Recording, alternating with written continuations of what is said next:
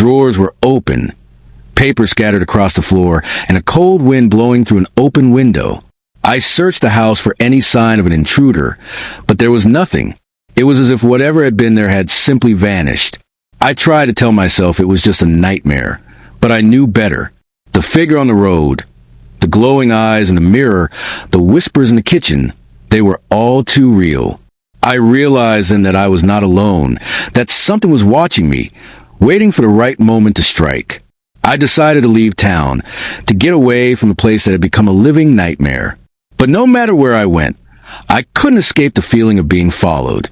I saw the figure again, standing in the shadows, watching me with those glowing eyes. I knew then that I would never be free, that I was trapped in a nightmare from which there was no waking.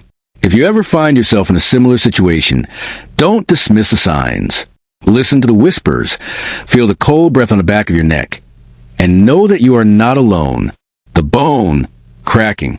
It was a cold, moonless night in the small town of Ravenswood.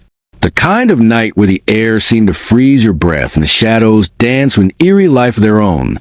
I had always been skeptical about the supernatural, but that night changed everything. I had inherited my great-uncle's old house after he passed away. It was a massive, creaky structure with walls that seemed to whisper secrets of the past. The townsfolk had warned me about the house, saying it was haunted. I dismissed their stories as mere superstition, but deep down, a part of me was curious. The first few days were uneventful. The house was old and full of strange noises, but I attributed them to the settling of the structure. However, on the fourth night, things took a turn for the worse. I was in the kitchen, preparing a late night snack, when I heard it, a faint, unsettling sound that seemed to come from the basement. It was a rhythmic cracking, almost like bones being crushed. I dismissed it as a mouse or some other critter and continued with my task. But the sound grew louder, more insistent, until it was impossible to ignore. My curiosity got the better of me, and I decided to investigate. I grabbed a flashlight and cautiously made my way down the narrow, wooden staircase that led to the basement.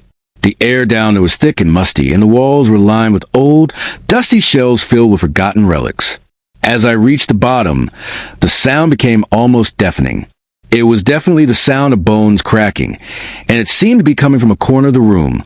I shone my flashlight in that direction and gasped in horror. There, in the dim light, was a figure hunched over a pile of bones. It was a man, or at least it had once been a man. His skin was impaled, stretched tightly over his bones, and his eyes were hollow and